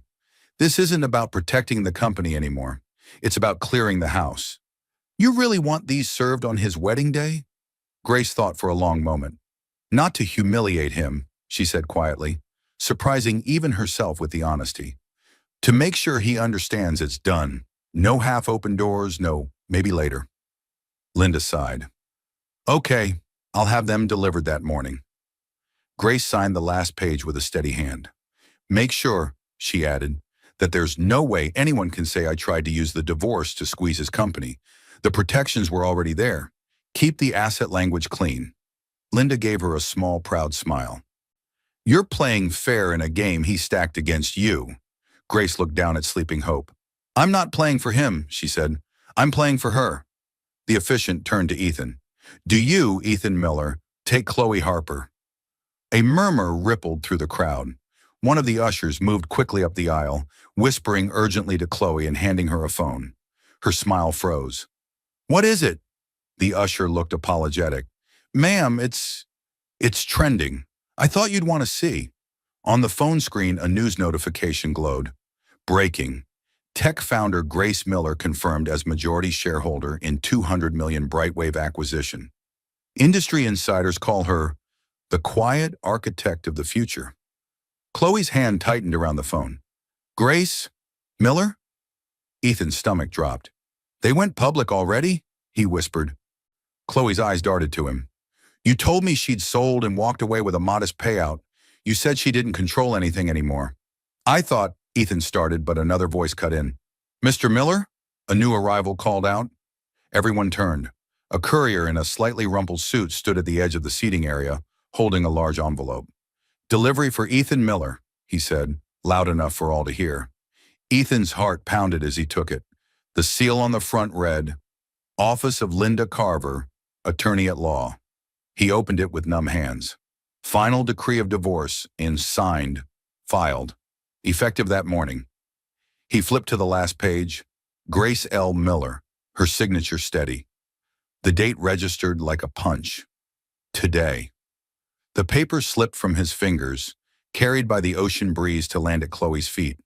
She bent, grabbed them, scanned the lines. Her expression changed from confusion to fury. "You told me you were waiting on her," she hissed, "that she was dragging her feet, that she was clinging to you." Ethan shook his head, stunned. I didn't know she'd filed the final decree." Chloe jabbed a finger at the line about property. "She didn't even ask for your company," Chloe spat. "She didn't need it. Do you realize how that looks? She has the money, the majority, the respect. She let you keep the scraps, and now she's news while we're the footnote." The guests were whispering openly now, phones buzzing with the same headline. Ethan heard fragments. "Isn't that the wife he left during labor? She's the Brightwave CEO? Wow, she dodged a bullet." Chloe straightened, her face a mask. "You married me for a story you were telling yourself," she said quietly. "The story where you were the man she lost." She stepped back, shaking her head. "But you're just the man who lost her." She pulled off her ring and pressed it into his palm. The officiant stammered, "Should we, take a moment or—" Chloe turned away, walking down the aisle alone, cameras following, guests pretending not to gape. Ethan stood at the altar, holding a ring in one hand and divorce papers in the other, suddenly aware of how small he looked in front of the ocean. On a coastal road overlooking the resort, A dark sedan rolled slowly past. Inside, Grace sat in the back seat, dressed simply, no makeup except mascara. Hope, a few months old now, slept in a car seat beside her, a tiny hand resting against a soft blanket. Grace wasn't there to spy. Linda had mentioned the resort by accident when discussing service logistics. Grace had asked her driver to take the longer route home from a meeting. The car windows were tinted, her presence invisible. She glanced once toward the distant ceremony, a cluster of white and gold at the edge of the sea, and then back to Hope. Her voice, soft and reflective, played over the scene. Sometimes the loudest answer is silence, especially when the world is already watching. The car rolled on, leaving the chaos of the broken wedding behind. Her phone buzzed in her hand. Linda, you've been nominated for Innovator of the Year at the Women in Tech Gala. The industry is really starting to pay attention. Grace looked down at Hope and whispered, "Good. I'd rather they remember what we built, not what we survived." Cameras flashed in rapid bursts as Grace Miller stepped out of a black car in a sleek silver gown. No dramatic train, no excessive jewelry, just clean lines and quiet confidence. Her hair was pinned back, leaving her face open and unhidden. A small pendant hung at her neck, the simple silver necklace Ethan had once given her early in their marriage. Tonight, it looked different. The announcer's voice boomed over the speakers. "Please welcome our Innovator of the Year, the architect behind Brightwave's groundbreaking platform, Grace Miller." Applause washed over her like a wave she now knew how to stand through. She walked the short red carpet, photographers calling, "Grace, over here." "Grace, how does it feel? Is it true your ex-husband's firm built on your system?" That last question made a couple of handlers stiffen, but Grace only paused for a fraction of a second before giving a polite, neutral smile. "The focus tonight," she said calmly, "is on the women who build. Let's keep it there." She entered the ballroom, its high ceilings dripping crystal light. Banners celebrated women founders, coders, scientists. At her table sat Linda and two Brightwave executives. One seat remained empty. Hope's sitter had sent a picture. The baby had fallen asleep, clutching a stuffed whale, drooling slightly on its tail. Grace had saved the photo as her phone background. Across town, a TV glowed in a dim room. Ethan sat on the couch, sleeves rolled up, tie discarded, a half-finished whiskey on the table in front of him. Beside him, Chloe flicked through her phone, face tight. "Everyone's talking about her," Chloe snapped. "Innovator of the Year. Quiet mastermind behind the code. They're posting her story like some fairy tale." On screen, the host praised Grace's resilience, her technical brilliance, her leadership through acquisition. Ethan stared, unable to look away. "She did work hard," he said quietly, almost to himself. Chloe shot him a look. "She left you with nothing." He didn't correct her. A part of him knew that wasn't true. She'd left him with exactly what he had earned. Grace took the stage to a standing ovation. The weight of the room's expectations settled around her, but instead of shrinking, she seemed to stand taller. She adjusted the microphone, took a breath. "I started Brightwave from my kitchen," she began. "I wrote code with one hand while holding a baby with the other. I took client calls from a bathroom because it was the only quiet place in a two-room apartment." Soft laughter, heads nodding. "I didn't build this company to prove anyone wrong," she continued. "I built it because I needed something to survive on that didn't depend on anyone else's mood, promotion, or approval." Her gaze swept the room. "Along the way, I made mistakes. I ignored red flags because I thought love meant patience. I downplayed my own instincts because it was easier to be nice than to insist on fairness." The room went quieter. "But here's what I learned," she said. "You're not difficult because you ask for respect. You're not ungrateful because you acknowledge your own work. And you are never replaceable in the story you wrote with your own hands." The applause started slowly, then swelled, people rising to their feet. In the front row, a journalist leaned over to another. "Isn't she the one whose husband left during her delivery?" The other nodded. "And now she's the one signing the licensing deals for half this city." On stage, Grace smiled. Not vindictive, not triumphant, just free. He sat closer to the TV now, elbows on his knees. Chloe paced behind him. If you'd listened to me, we would have pushed for a joint stake in her company before the deal closed. Instead, you tried to stand on your own, and now she's the headline and we're scrambling." "She was my own," Ethan murmured. "I didn't see it then." Chloe rolled her eyes and grabbed her purse. "If you're going to sit here and worship your ex-wife, I'm done for the night." The door slammed behind her. On the screen, Grace's acceptance photo lingered, a still shot of her smiling under falling confetti. Ethan's reflection overlay hers for a second. His voice shook. "She didn't need me," he said, "but I really did need her." A reporter caught Grace as she stepped off stage. "Mrs. Miller," he called, "one question. Do you have a message for those who underestimated or doubted you?" Grace paused. Behind the reporter, a large screen replayed a highlight reel of her journey. Code, boardrooms, the Brightwave logo. Most of them would never know that a hospital bed sat in the middle of that story. She looked straight into the nearest camera. "They already received it," she said softly. The cameras flashed again. As she walked away, her phone vibrated in her clutch. A notification popped up. "From Yuri Unknown. You think this is the ending? Check tomorrow's business section." Her expression tightened for a fraction of a second before smoothing again. She slipped the phone back into her bag. Her heels clicked across the marble. Steady, unhurried, grounding. At a nearby table, two executives whispered, "Did you hear? Miller Dynamics is on the brink. Their main licenses are under review. If she pulls the plug..." Grace didn't hear them, but she would see the headlines soon enough. The shouting started before the door fully swung shut. "Ethan, what is this?" An investor snapped, slamming a folder onto the desk so hard that pens rattled. Three investors stood in front of him, suits wrinkled, tempers past polite. "We've lost 3 major clients in 2 weeks, another said. "They're all citing uncertainty around Brightwave licensing. You guaranteed us your ex-wife wouldn't interfere." Ethan stood behind his desk, shoulders slumped but still trying to appear controlled. "I told you," he said, voice strained. "We had a long-term licensing agreement. We built on the old Brightwave architecture years ago. I didn't think she'd change terms." "Well, she did," the first investor said. He jabbed a finger at the papers. "Higher fees, shorter terms, and a review clause that lets her redirect our clients to preferred implementation partners. Guess who those partners are? Not us." Ethan's throat went dry. "We can negotiate. She's not unreasonable." "Did she take your calls?"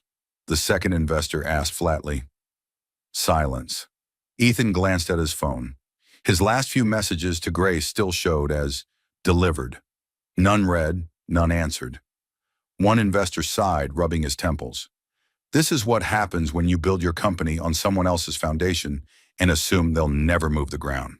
He closed the folder. "We're pulling out," he said. "We'll recover what we can during the asset sale." Ethan blinked. "Asset sale?" The investor looked at him like he'd missed a memo. "The bank didn't tell you?" he said.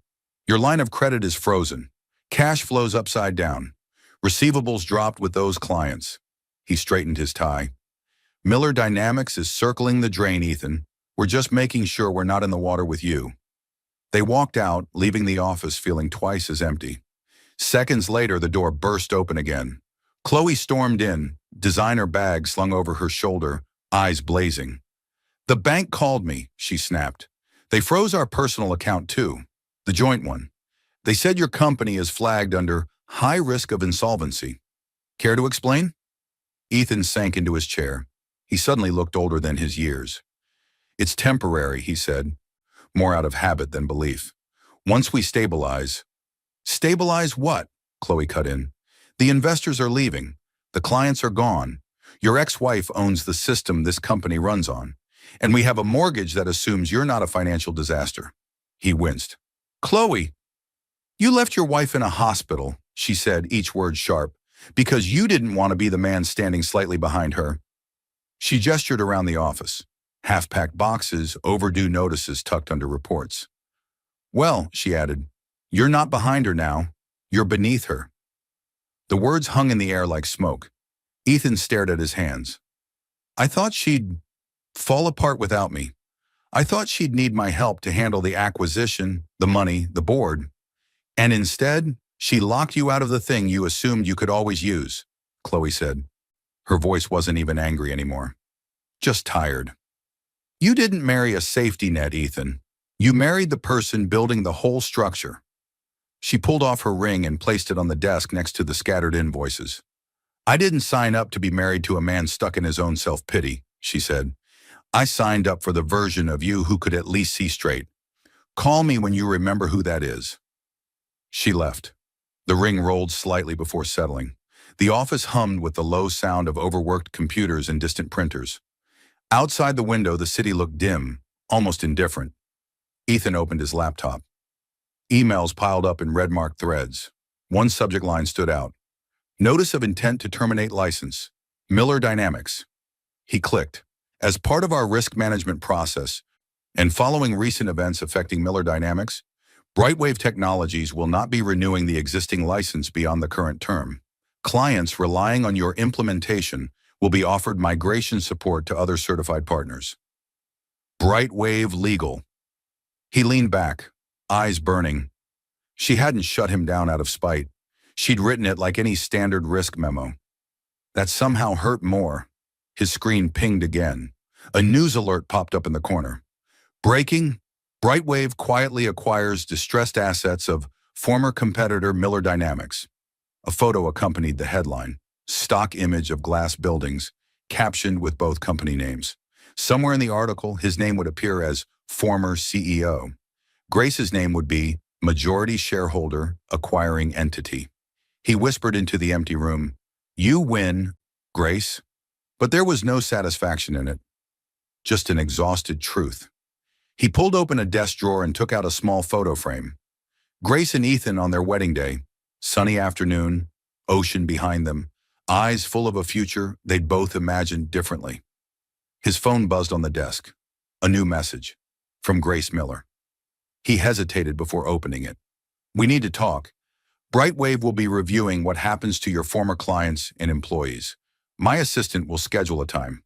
This is business, Ethan. That's all." The phone slipped from his hand, clattering onto the floor. Outside his window, rain began to fall, tapping against the glass. A security guard walking by down below glanced up at the building. "Funny thing about storms," he muttered. "They always come back to the same place they started." The glass doors flew open with more force than necessary. Ethan Miller strode into the lobby, his suit slightly rumpled, tie knotted too tightly, eyes burning with a cocktail of shame and anger. The receptionist, Amelia, looked up from her screen, startled. "Good morning, sir. Do you have an appointment?" "I need to see Grace Miller," Ethan said, breath short. "Right now." "I'm sorry, Mrs. Miller's calendar is—" "Tell her," he snapped, hand slamming against the counter. "It's Ethan." Two security guards shifted slightly behind him, not aggressive, just ready. One of them, Daniel, mid-40s, broad-shouldered and calm, stepped forward.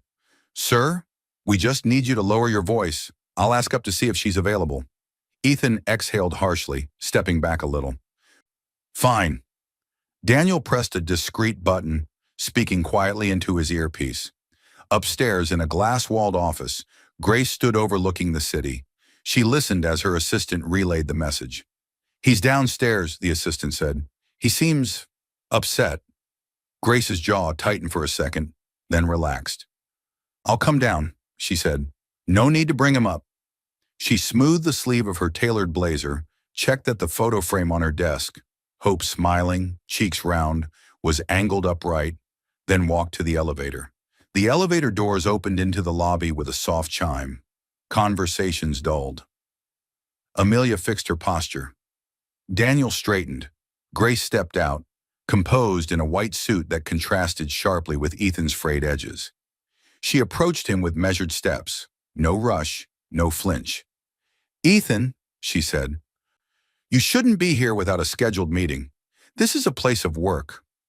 The formal distance in her voice hit him harder than any insult. He swallowed. "Was this your plan all along?" Grace frowned slightly. "My plan? To build a company on tech you knew I'd need?" He shot back. "Then take everything when I made one mistake?"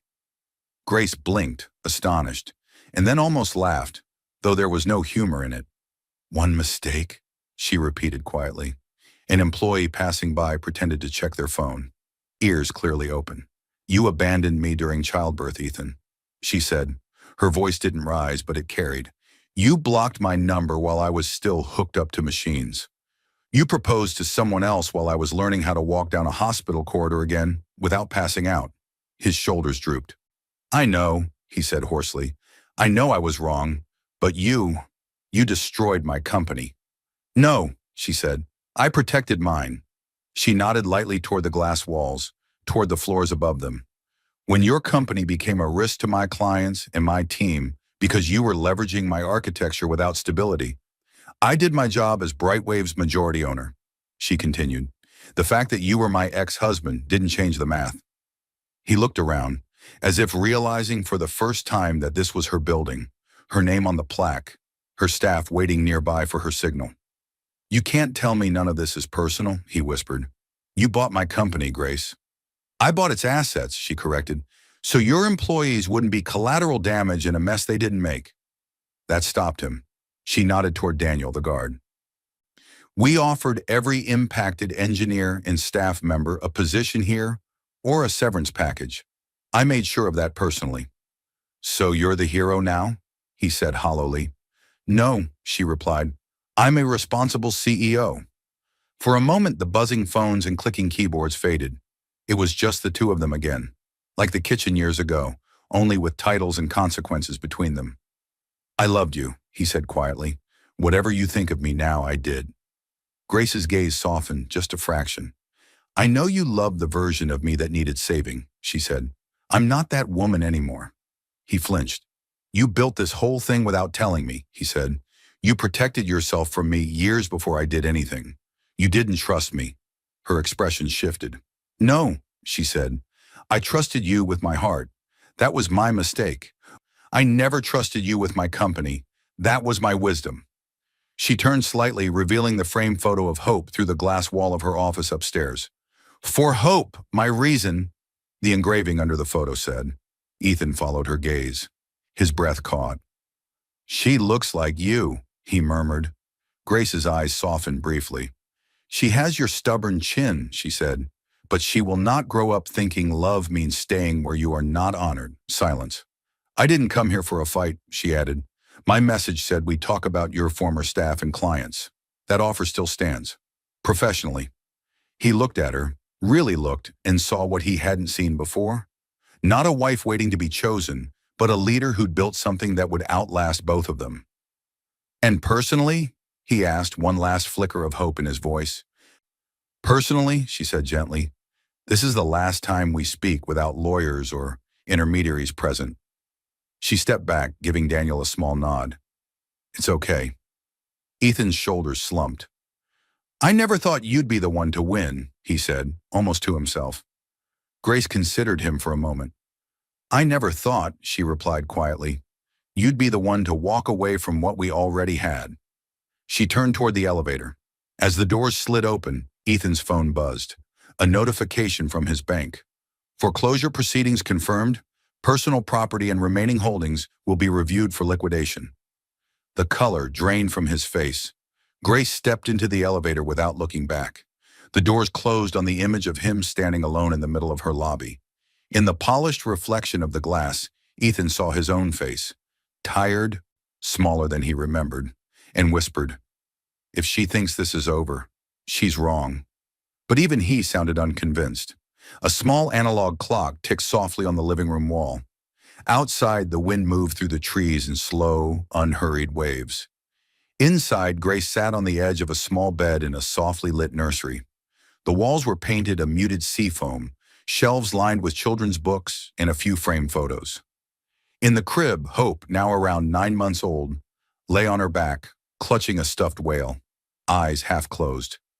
Grace read from a worn storybook, voice low and steady. "And when the storm finally moved past," she read, "the garden didn't look exactly the same, but the roots were deeper, the flowers grew stronger, and nothing that was meant to stay had been lost." She closed the book gently and smiled. "It's not a very subtle metaphor, is it?" she murmured to Hope. Hope gurgled softly, kicking one foot. The camera panned slowly over the room. On one shelf, the Innovator of the Year plaque from the gala.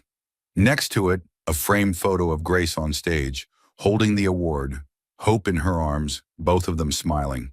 And beside that, a smaller frame with an older photo, Grace and Ethan in their early days, laughing over takeout boxes on the floor of an unfurnished apartment. Grace glanced at the old photo for a long moment. She didn't turn it face down. She simply nodded once, as if acknowledging a chapter that had ended and done its job. They say success is the best revenge. Her voice came in soft voiceover. But honestly, peace is better. She set the storybook on a small table and reached down to tuck the blanket around Hope. "You're the best thing I ever built," she whispered. Hope's tiny hand patted her arm in sleepy approval. Grace stood and moved to the window. The city lights glittered in the distance, not as a threat anymore, but as context. Somewhere out there, people were working late in Brightwave offices she now led. Somewhere, lines of code she'd once written half asleep were still running, still serving. On the windowsill, her phone buzzed. A text from Linda. "Everything's finalized. All your assets and properties are secure. Foreclosure on Ethan's holdings completed tonight. No legal ties left. You're officially clear." Grace exhaled slowly, shoulders lowering in a visible release. No smile, no gloating, just relief. She locked the screen and set the phone face down. Some victories didn't need applause. She turned off the main light, leaving only the soft glow of the nightlight in the corner.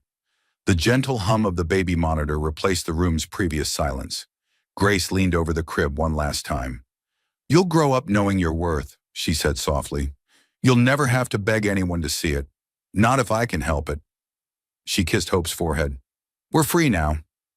Outside, parked across the street under a dim streetlight, a car idled quietly.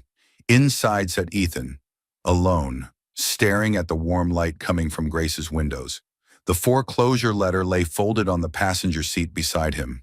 He could see her silhouette pass by the window, carrying what looked like a mug, moving from the nursery to the living room. He couldn't see her face, only the calmness of her movements. Tears pooled in his eyes. "I thought she needed me," he whispered into the empty car. "But maybe I just needed her."